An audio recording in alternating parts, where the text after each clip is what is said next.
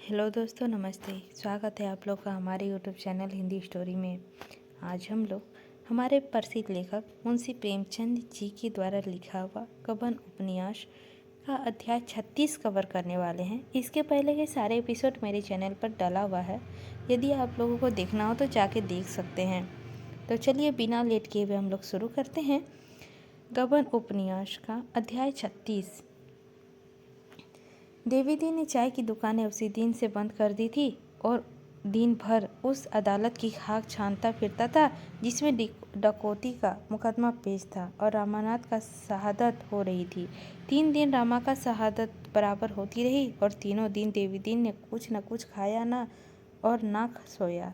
आज भी उसके घर आते कुर्ता उतार दिया और एक पंखिया लेकर छालने लगा।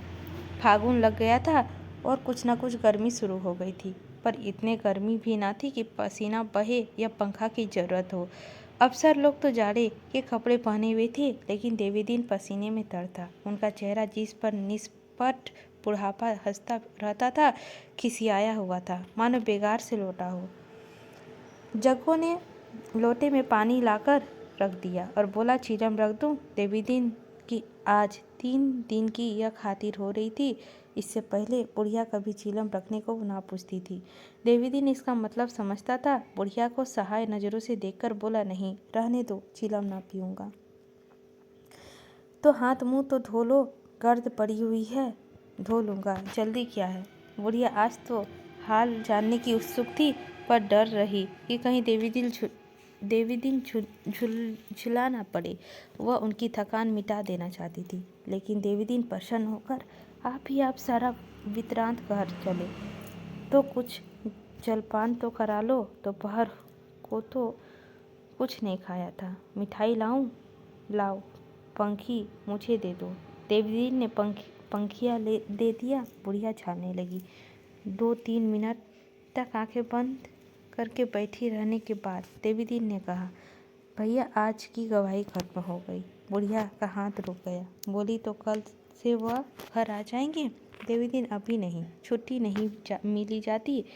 यही बयान दीवानी में देनी पड़ेगी। और अब वह यहाँ आने ही क्यों लगे? कोई अच्छी जगह मिल जाएगी, घोड़े में चढ़े चढ़े घूमेंगे। मगर हाँ, डॉक्टर पक्का मत ली, 15 बेगुनाहों को फंसा दिया, 5-6 को फांसी हो जाएगी, औरों को 10-10, 12-12 साल की सज़ा मिली रखी है। इसी के बयान से मुकदमा सबूत हो गया कि कोई कितनी ही जिक्र करे, क्या मजाल जरा भी हिचकिचाएं, अब एक भी ना बचेगा। किसके कर्म क्या, किसने नहीं किया, यह हाल देवी जाने, पर मारे सब जाएंगे। घर से भी तो सरकारी रुपये खाकर भागा था। हमें बड़ा धोखा हुआ। जग्गू ने मीठे तिरस्कार से देखकर कहा, आपकी नेकी बदी आपके साथ है, मतलबी तो संसार है, कौन किसके लिए मरता है? देवीदीन ने तीव्र स्वर से कहा, अपने मतलब के लिए जो दूसरों को गला काटे, उसको जहर दे देना भी पाप नहीं है। सहसा दोनों प्राणी आकर खड़े हो गए। एक गोरा खूबसूरत लड़का था जिसकी उम्र 15-16 साल से ज़्यादा न थी। दूसरा अधेड़ था और सूरत से चपरासी मालूम होता था। देवीदीन ने पूछा, किसे खोजते हो? चपरासी ने कहा, तुम्हारा ही नाम देवीदीन है ना? मैं प्रजा मित्र के दफ्तर से आया हूँ। यह बाबू उन्हीं रामानाथ का भाई है जिन्हें शतरंज का इनाम मिला था। यह उन्हीं की खोज में दफ्तर गए थे। संपादक जी ने तुम्हारे पास भेज दिया, तो मैं जाऊं ना? यह कहता हुआ वह चल दिया। देवीदीन ने गोपी के सिर से पांव तक देखा। आकृति में रामा से मिलती थी। बोला, आओ बेटा बैठो। कब आए घर से? गोपी ने एक खतीक की दुकान पर बैठना शान से खिलाफ समझा। खड़ा खड़ा बोला, आज ही तो आया हूँ, भाभी भी साथ है, धर्मशाले में ठहरा हुआ हूँ। देवीदीन ने खड़े होकर कहा, तो जाकर बहू को यहाँ ले आओ। नम ऊपर तो रामा बाबू का कमरा ही है, आराम से रहो, धर्मशाले में क्यों पड़े रहोगे? नहीं, चलो मैं भी चलता हूँ। यह सब तरह का आराम है, यहाँ सब तरह का आराम है। उसने जग्गू की यह खबर सुनाई तो ऊपर से झाड़ू लगाने की कहर गोपी के साथ धर्मशाले चल दिया। बुढ़िया ने तुरंत ऊपर जाकर झाड़ू लगाया, लपक कर हलवाई की दुकान से मिठाई और दही लाई, सुराई में पानी भरकर रख दिया, फिर अपना हाथ मुँह धोया। एक रंगीन साड़ी निकाली, गहने पहने और बन ठन की बहू की राह देखने लगी। इतने में पीटा ना पहुंची। बुढ़िया ने जाकर जलपा को उतारा। जलपा पहले तो साफ भाजी की दुकान देखकर कुछ छिटकी और बुढ़िया ने स्नेह स्वागत देकर उसका झिझक दूर हो गई।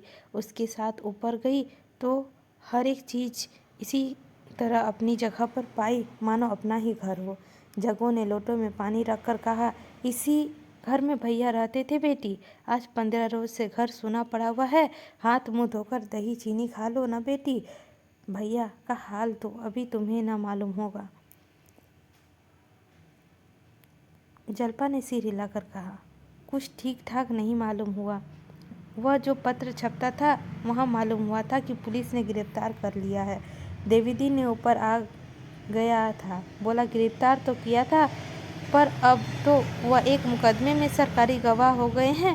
प्रयागराज में अब उन पर कोई मुकदमा ना चलेगा और शायद नौकरी चाकरी भी मिल जाए। जलपा ने गर्व से कहा, क्या इसी डर से वह सरकारी गवाह हो गए? वहाँ तो उन पर कोई मामला नहीं है, मुकदमा क्यों चलेगा? देवीदीन डरते डरते कहा, कुछ रुपए पैसे का मामला था ना। जलपा को मानो आहत होकर कहा, वह कोई बात न थी। जैसे ही हम लोगों को मालूम हुआ कि कुछ सरकारी रकम इसमें खर्च हो गई है, उसी वक्त पहुंचा दी। यह व्यर्थ घबरा कर चले आए और फिर ऐसी चुप्पी साधी कि अपनी खबर तक ना दी। देवीदीन का चेहरा जगमगा उठा, मानो किसी व्यथा से आराम मिल गया हो। बोला, तो यह हम लोगों को क्या मालूम? बार बार समझाया कि घर पर खत पत्र भेज दो। लोग घबराते होंगे मगर मारे शर्म से लिखते ही ना थे। इसी धोखे में पड़े वह प्रयागराज के मुकदमा चल रहा होगा। जानते तो सरकारी गवाह क्यों बनते? सरकारी गवाह का आश्रय जलपा से छिपा ना था। समाज में उनकी जो निंदा और अपकीर्ति होती है, यह भी उसी से छिपी न थी।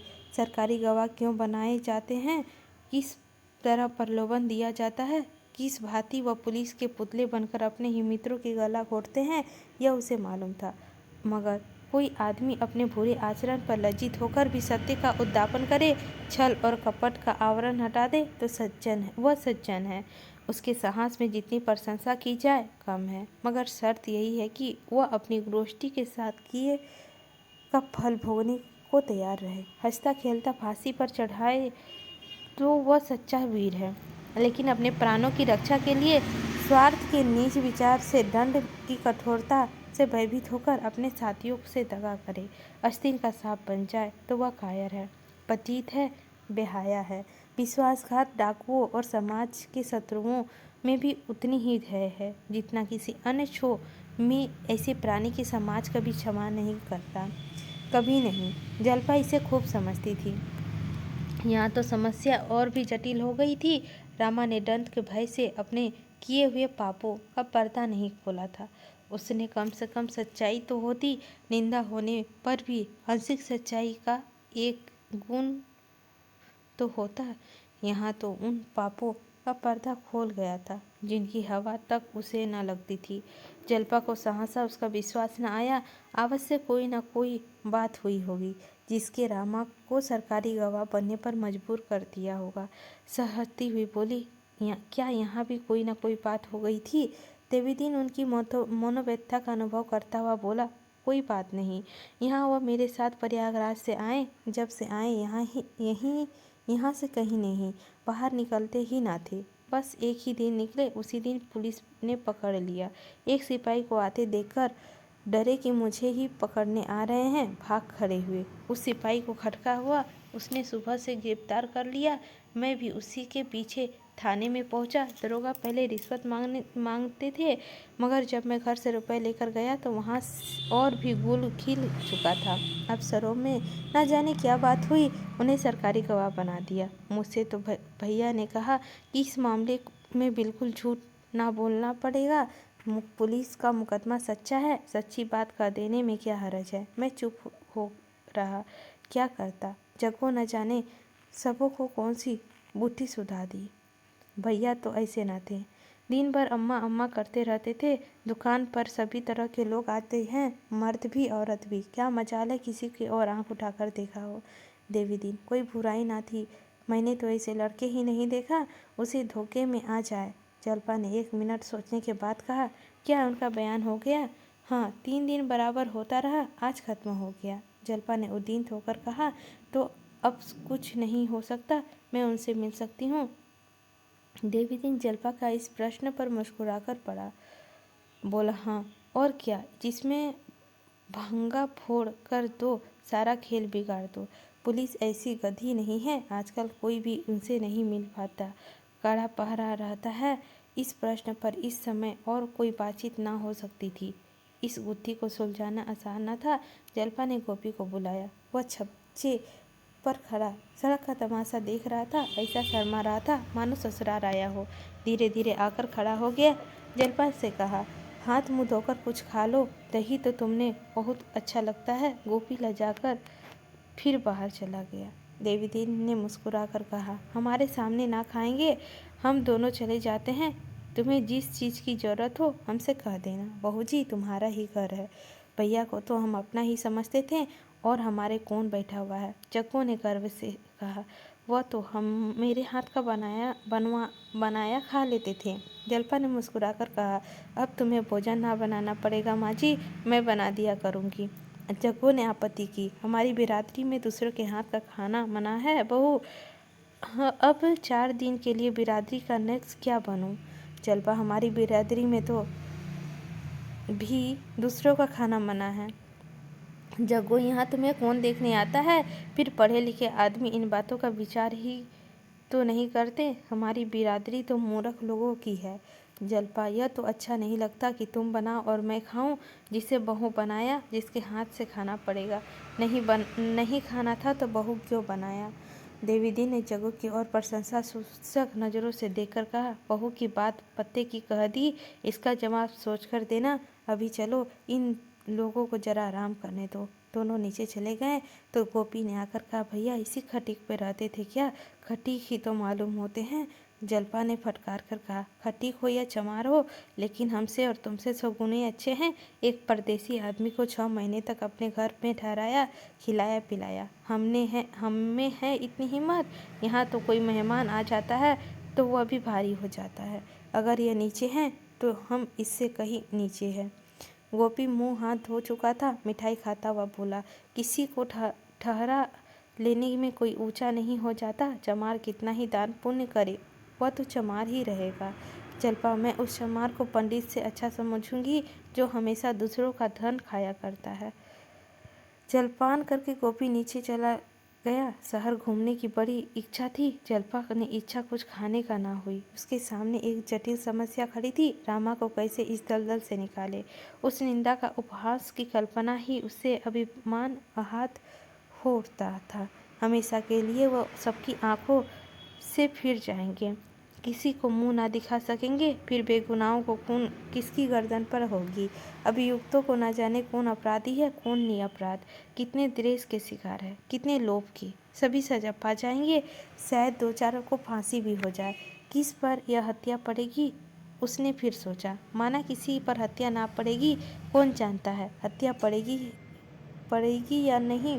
लेकिन हम आपके स्वार्थ के लिए, ओह कितनी बड़ी नीचता है। यह कैसे इस बात पर राजी हुए?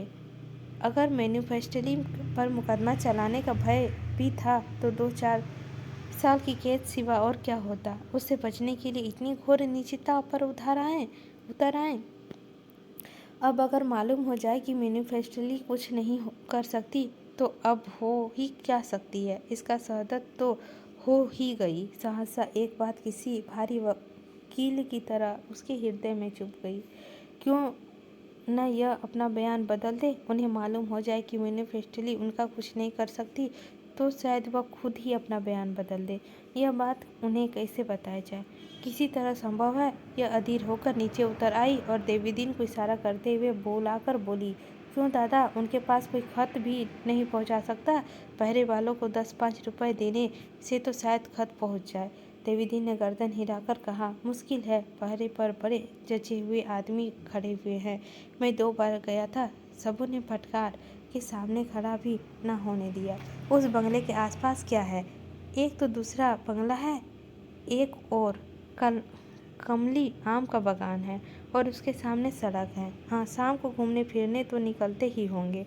हाँ, बाहर दर्शी डालकर बैठते हैं, पुलिस के 1-2 अफसर भी साथ रहते हैं। अगर कोई उस बाग में छिपकर बैठे तो कैसे हो? जब उन्हें अकेले देखे खत फेंक दे, वह जरूर उठा लेंगे। देवीदी ने चंकित होकर कहा। हाँ, हो सकता है, लेकिन अकेले मिले तब तो। जरा वह अंधेरा हुआ तो जल्पा ने देवीदीन के साथ लिया और रामानाथ का बंगला देखने चली गई। एक पत्र लिखकर जेब में रख लिया था। बार बार देवीदीन से पूछती, अब कितनी दूर है? अच्छा, अभी इतनी दूर है, और वहाँ होते ही रोशनी तो होगी ही।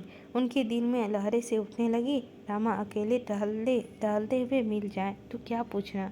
ईमान का बांधकर खत को उनके सामने फेंक दूं, उनकी सूरत बदल गई होगी। सहसा उसे शंका हो गई, कहीं वो पत्र पढ़कर भी अपना बयान ना बदले तो क्या होगा। कौन जाने, यह मेरी याद भी उनसे बदल गई होगी।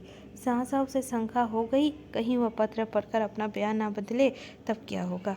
कौन जाने अब वह मेरी याद भी उन्हें है या नहीं। कहीं मुझे देखकर वह मुंह धर ले तो। यह शंका से वह सहम उठी। देवीदीन से बोली, क्यों दादा, वह कभी घर की चर्चा नहीं करते थे? देवीदीन ने सिर हिलाकर कहा, कभी नहीं, मुझसे तो कभी नहीं की। उदास बहुत रहते थे। इस शब्दों में जल्पा की संख्या और भी सजीव कर दिया। शहर को धनी बस्ती से ये लोग दूर निकल आए थे। चारों ओर सन्नाटा था।